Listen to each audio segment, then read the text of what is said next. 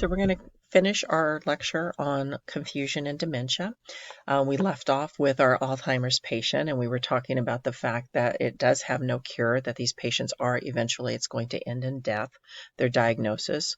Generally, most of the patients that get diagnosed with Alzheimer's, they usually live about 7 to 10 years after that diagnosis happens, though that does vary, obviously, depending on their underlying health. When we look at how these patients are going to be cared for, many patients with Alzheimer's disease are going to end up staying at home, and their loved ones, their family members, are going to care for them for as long as they can. But if they do need extra help, so if the family wants to try to keep them home, but they need extra help, they can get home health care. And so there's different types of home health care agencies. There are home health care agencies that are going to send out home health aides that are specifically trained CNAs to help deal in the home health setting.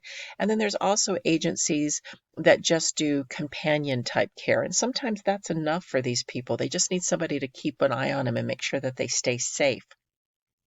Adult daycare is another option that we see a lot of times with dementia patients. And the way the adult daycare centers work is if the family members are trying to take care of their loved one at home, but they still have to go to work during the day, for instance, they can drop them off at an adult daycare center. And the adult daycare centers, they make sure that they're fed, that they're kept clean, that they have activities to do, that they're kept safe. That they're not allowed to wander off, and then their family member can pick them back up on their way home from work and take them back home. So for some people, that's a good option. Long-term nursing homes are usually needed when the family members that can no longer meet those person's needs. Either the person no longer knows the caregiver and is too aggressive or combative with their family member who's trying to care for them, or the family member themselves have health problems and can no longer, physically take care of them, money issues that have come up, or the person's behavior presents such a danger to themselves or to other people. And again, for some people with dementia, they end up having very aggressive and combative behaviors, and it can be very dangerous if it's their elderly spouse who's still trying to take care of them. So our long-term care agencies, I mentioned before that if you are dealing with a long-term care agency that only caters to the dementia patient, then they can be locked facilities, meaning it takes an access code or a key lock to get in and out of the facility. Those are only allowed with those if it's only caters to dementia patients. But most nursing homes tend to have a variety of patients. They have patients that come in for short-term rehab. They have patients for some nursing homes are respiratory centers. Then they're there for the respiratory care. And then there will be dementia patients kind of mixed in with that. So if you have a dementia patient that wanders, they will have those tab bracelets or those alarm bracelets that I had talked about. So it will alarm if they try to wander out of the facility, because in a regular nursing home, they are not allowed by law to keep them locked down. Validation therapy is something that's a really great idea when you have a patient that has dementia. When you have someone that has dementia, you have to remember that it's usually their short-term memory that goes first. They have their long-term memory is still there. So you may be taking care of this patient who's 90 years old, and they want to go home because they want their mom. Okay, they're asking for their mommy. Okay, because that's what they remember back at those first initial, family interactions that they're dealing with. If you try to tell them, "Oh, don't you remember your mom's dead?" You're gonna set off a catastrophic reaction. Okay, you're going to cause them to basically, they don't remember that their mom died. And you tell them that, gee, you're 90 years old. You don't have a mom anymore. Don't you realize that? Your mom died 20 years ago. You're going to basically cause them to go through that grieving process, and it's going to be very traumatic to them. And then an hour or two later, they're not going to remember it, that they learned that again. And then they're going to ask for their mom again, and you're going to tell them again, and they're going to go through that grieving process again. And that is just cruel. So we don't correct them. It's not that you have to lie to them. You don't have to say, "Oh, yeah, your mom's going to be coming later for you." You don't have to lie to a patient. But what validation therapy is you let them talk about their memories. So when they're talking about their mom, instead of saying, no, your mom died, just, oh, moms are wonderful. What kind of things do you like, did you, your mom like to do? I mean, just kind of change help them bring up those happy memories and let them relive and talk about those happy times that they had. So you don't have to lie, but you don't need to correct everything. Okay. And that's called validation therapy. So here is, I thought we could try a scenario of validation therapy. So we have Mrs. Rivera, a 78-year-old female with dementia. She's trying to leave the facility and she tells you she has to go home to take care of her mom.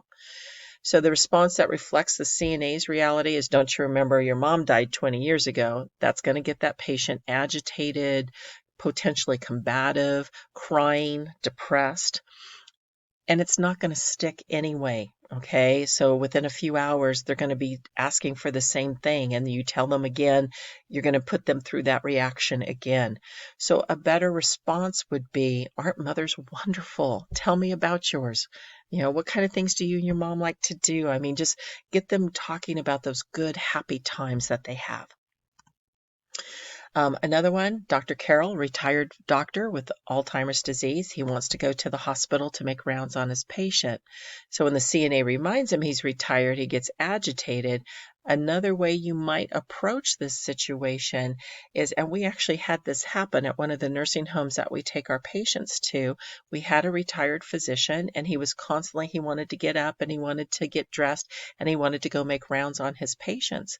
So the way we did that is we used to, after he got up and got dressed, we would take him into the activity room and he would go and he would see these, we had these elderly men and women that were there in the activity room, and he would go up to them and he would touch their hand. He was like, oh, how are you today? How are you feeling? Are you doing okay?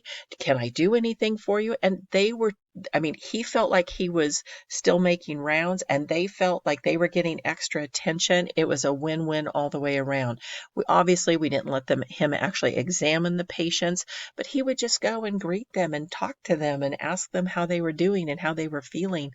And both of them felt wonderful and it didn't hurt anyone. Some things you can potentially do to prevent dementia. So I went to this class on things that you could do to help prevent dementia. And some of the things are well proven. Some of the things haven't been researched as much in as much detail. But one of the things they talked about is learning new things. 15 minutes a day can improve cognitive ability. So whether it's learning music or new language or doing crossword puzzles or Sudoku or reading, new things, that can help you retain your memory. It helps use areas of your brain and again, like everything else, if you don't use things, you lose things. So it helps you improve your cognitive ability so it can slow down the progression. It can slow down your chances of getting dementia as you get older. And even just 15 minutes a day, they said, can make a significant difference. Staying socially active. They have found that as people age, if they stay socially active, they usually have less disabilities as they get older and less incidence of dementia if they are kept socially active. Keeping a positive attitude has been shown to be helpful. Eating healthy, so green leafy vegetables, foods that are high in antioxidants, omega-3 fatty acids, which you get from your fish, your nuts, your seeds, B vitamins, a multivitamin, avoiding sugar spikes. So one of the studies that this doctor that I went to this class on things you can do to help improve your cognitive function, he was saying that really frequent sugar spikes, so like you eat donuts in the morning and then your sugar spikes and then it drops down, and then you eat cake later and it spikes up and it drops down, that is so dangerous for your overall brain health. And so avoiding sugar spikes, avoiding artificial sweeteners, your NutraSweets, your Sweet and Low. The study did not include some of the newer ones like the stevia, some of the newer ones that are being made, but the NutraSweets and the Sweet and Lows, they were saying there's a higher link to dementia as people get older. Avoiding MSG and avoiding aluminum. Now, the the research that he quoted on the aluminum, I have to admit it was a fairly limited study, but it was showing that if you cook and store things in aluminum, that that some of that stuff actually does leach off into the food, and they do think it might. They have done studies that are showing that it might be part of the reason why they get those amyloid plaques and tangles and stuff up in the brain. Decreasing stress, very beneficial for good cognitive function. Regular exercise.